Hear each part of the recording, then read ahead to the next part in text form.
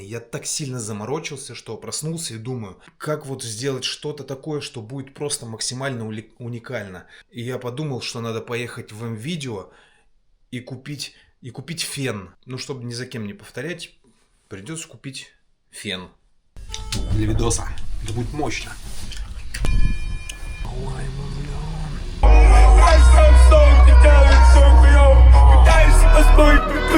Нету интереса доказывать тебе, кто лох.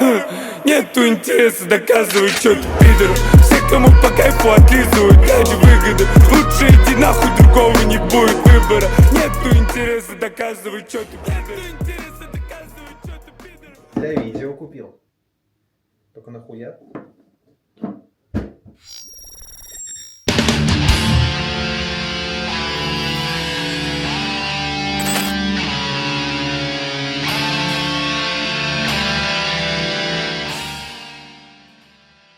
Ты запускаешь рекламу, ты уверен, что у тебя все под контролем, а потом через пару дней смотришь, а бабки сливаются просто в пустоту. И ты думаешь, что за хрень? Вроде казалось бы, все идет идеально, как так? Все просто, ты ошибся и не раз. И вот сейчас как раз таки будем разбирать, какие фейлы сделать тебе такой геморрой. Слушай внимательно, потому что это те ошибки, которые ты точно больше не захочешь повторять. Итак, погнали. Первая ошибка — это когда ты пихаешь кучу креативов, широкую аудиторию, много интересов, и все это за один раз. Тебе кажется, чем больше, тем лучше, но, чувак, ты так просто сливаешь бабки. Почему? Потому что если ты запускаешь много параметров, система теряется и не понимает, что ей нужно именно оптимизировать, куда ей нужно обращать внимание. И когда алгоритм не понимает, что ему нужно делать, он просто тратит твои бабки на все подряд. Поверь, тебе это не нужно. Так что забудь про эту логику, если ты закинешь кучу креативов, то ты точно попадешь в цель. Тестируй по одному, не гоняйся за всем подряд. Запустил одну связку, крути ее, дал ей немного денег, жди результатов. И как только ты увидишь, что одна из связок начинает реально работать, только тогда ты ее можешь масштабировать и анализировать дальше. Ошибка номер 2 — это когда ты не работаешь с бюджетом и пытаешься все запустить на маленькую сумму. Типа запускаешь на 5-10 баксов, на 2-3 ацета и думаешь, что это нормально. Это как в казино, когда ты ставишь одну фишку на все подряд и ждешь, что тебе повезет. Так не прокатит. Ты, конечно, можешь протестировать с маленьким бюджетом, но если ты хочешь реально увидеть какие-то результаты, тебе нужно тратить хотя бы по 15-20 баксов в день на одну компанию, иначе даже не успеешь увидеть статистику. Твоя задача — дать системе понять, что ты не просто фрагментами пытаешься за что-то схватиться, а даешь нормальный шанс на успех.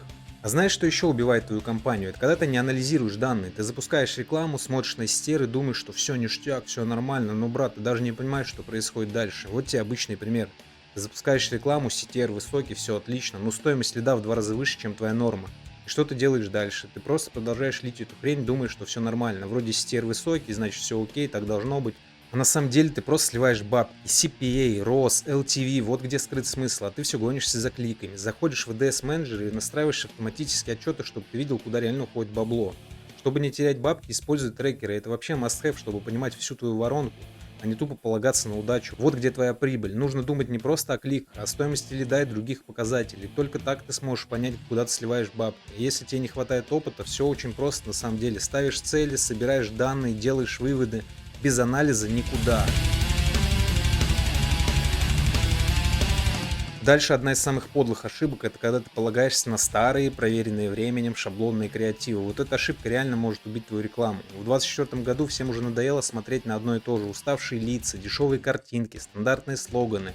Этим уже никого не удивишь. Понимаешь, если ты запускаешь рекламу с обычными стоковыми картинками и глупыми фразами, ты проиграешь. Тебе нужно быть свежим, быть уникальным, создавать креативы, которые будут похожи на то, что люди сейчас каждый день видят в ленте. Например, если ты продаешь БАДы, покажи, как они работают в реальной жизни.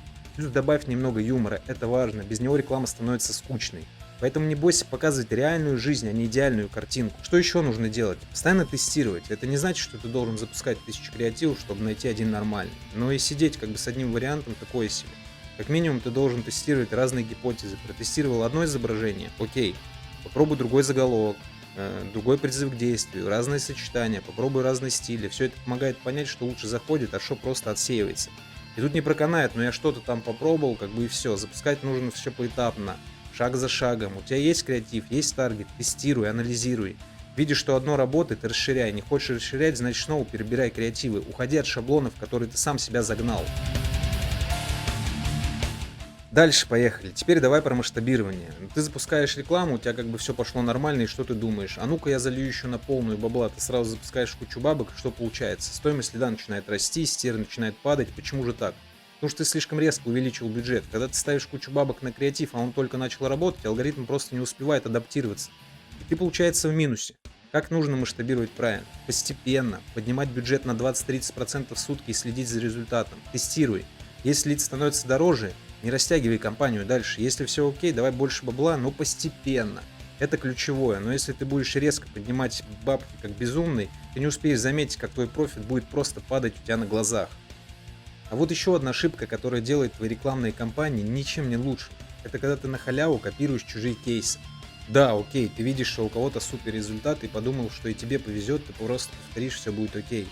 Но это просто пиздец. Ты смотришь, как у кого-то раскрутилась связка, а потом просто повторяешь все шаги. И никакого результата. Это потому, что чужие компании, это чужие условия, чужая аудитория, и не факт, что у тебя будет работать с твоим продуктом. И уж наверняка, что тебе точно никто не даст кейс, который будет работать до сих пор, как часы, пока они сами оттуда все не вытащат. Ты должен это понимать. Чужие кейсы ты можешь читать, ты можешь вдохновляться ими, но всегда адаптируй под себя. Понимание того, как все работает, это уже половина успеха.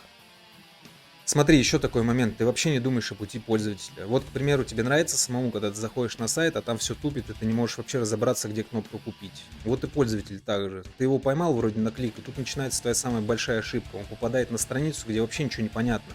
Заголовок у старой рекламы, картинка как слайдер-шоу с 2008 года.